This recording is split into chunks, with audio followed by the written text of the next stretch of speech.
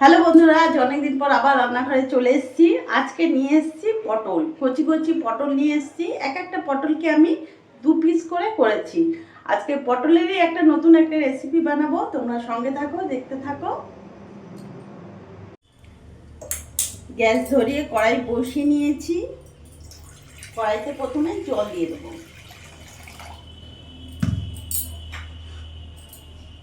এখানে আমি 1 বাটি সয়াবিন নিয়েছি। এই সয়া আমি একটু সেদ্ধ করে নেব।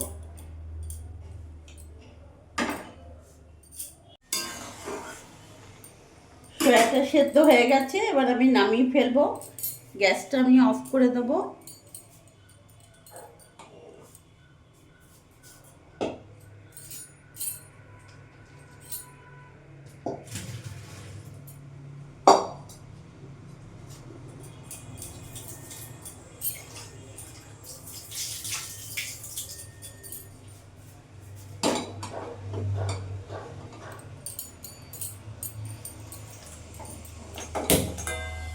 কড়াইটা গরম হোক।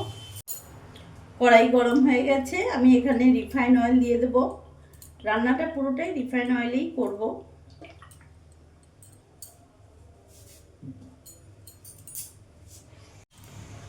তেল গরম হয়ে গেছে, কেটে রাখা ডুমো ডুমো করে আলুগুলো কেটেছি আমি, এগুলো আমি ভেজে নেব।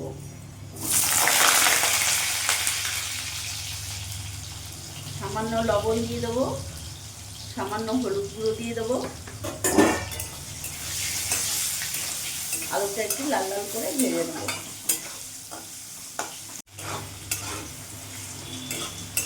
আলুটা এখানে লাল লাল করে ভাজা হয়ে গেছে, এবার আমি নামিয়ে ফেলবো। এখানে আমি আলু একটাই নিয়েছি, তোমরা চাইলে কম বেশি করে নিতে পারো।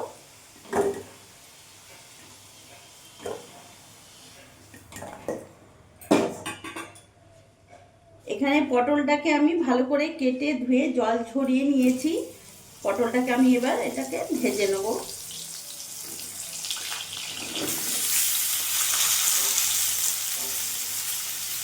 পটলের মধ্যেও সামান্য হলুদ গুঁড়ো আর সামান্য একটু লবণ দিয়ে দেবো।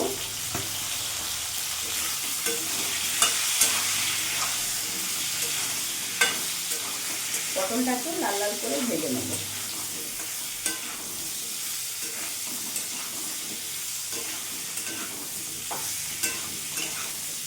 আর হ্যাঁ, তোমাদের একটা কথা বলে দিই, এই রেসিপিটা কিন্তু সম্পূর্ণ নিরামিষ।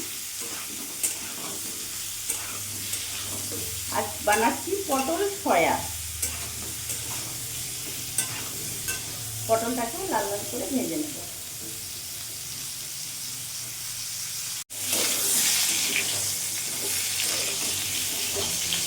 পটলটাও লাল লাল করে ভেজে নিয়েছি, এবার নামিয়ে ফেলবো।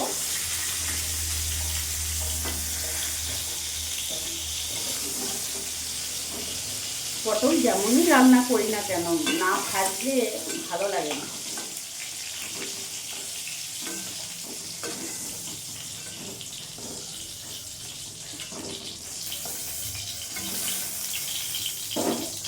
আর তেল দেবো না, ওই তেলেই আমি রান্না করব। ফোড়নে দিয়ে দেবো এখানে একটা তেজপাতা, গোটা জিরে আর গোটা গরম মশলা।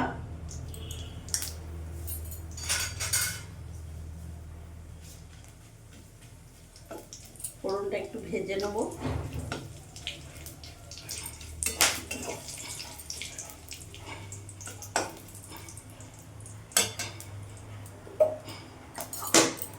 ফোড়নটা ভাজা হয়ে গেছে, এরই মধ্যে একটা টমেটো পুরোটা দিয়ে দেবো। গ্যাসের ফ্লেমটা একদম সিম আঁচ করে রাখবো। এখানে আদা লঙ্কা বাটা আছে, পুরোটা দিয়ে দেবো। এরই মধ্যে এক এক করে মশলা উপকরণ দিয়ে দেবো। লবণ দিয়ে দিলাম 2 চামচের মতো, হলুদ গুঁড়ো দিয়ে দিলাম, জিরে গুঁড়ো দিয়ে দিলাম আর ধনে গুঁড়ো দিয়ে দিলাম। সব মশলা ভালো করে আমি মিশিয়ে নেব।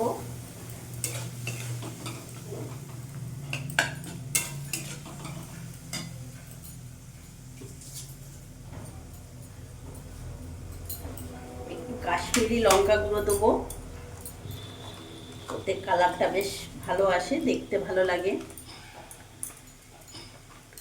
খাবার এমন জিনিস, দেখতে যদি ভালো না হয় খেতেও ইচ্ছে করবে না। তাই আগে দেখার জন্যে কালারটা মেন।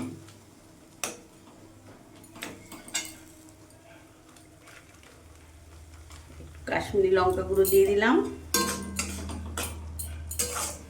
এবার মশলাটা কিছুক্ষণ কষিয়ে নেব।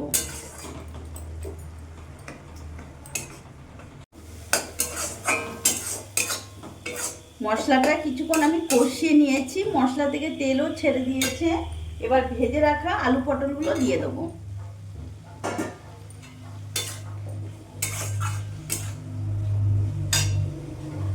তার সাথে ভালো করে সোয়াবিনটাকে আমি সেদ্ধ করে নিয়েছিলাম, জল চিপে রেখেছিলাম।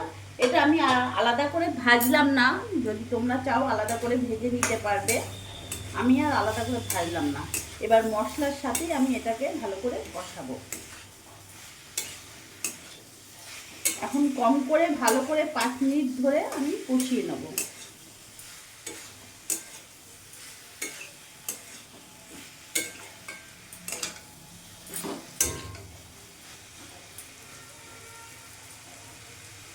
কিছুক্ষণ ঢাকা দিয়ে দেবো।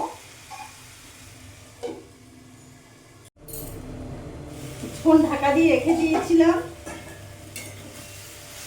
খুব ভালোভাবে মজে গেছে।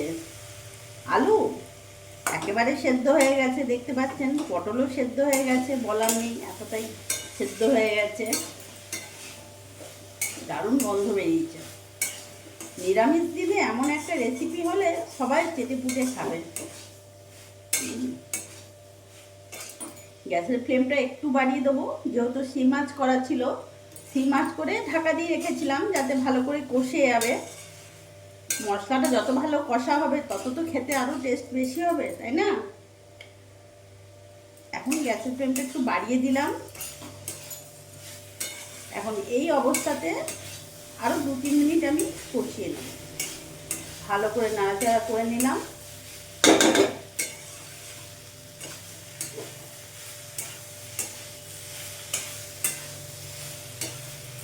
বাস বাস, এবার জল দিয়ে দেবো। এটা কিন্তু ঝোল হবে না, একেবারে মাখো মাখো, যাতে রুটি, পরোটা, এমনকি গরম ভাতের সাথেও দারুণ লাগবে।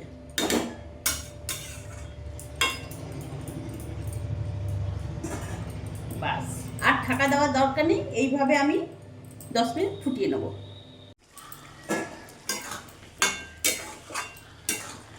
গ্যাসের ফ্লেমটা এখন একটু কমিয়ে দেবো। কতটা মাখো মাখো হয়ে গেছে।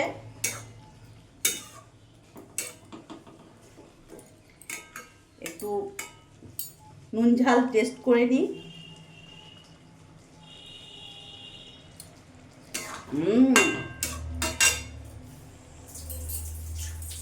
দারুণ টেস্ট হয়েছে। আজ তো বড়মশাই আমার খেয়ে বলবে যে না, ভালো হয়েছে, দারুণ। গ্যাসটা এবার অফ করে দেবো। দেরি না করে এবার নামিয়ে ফেলবো।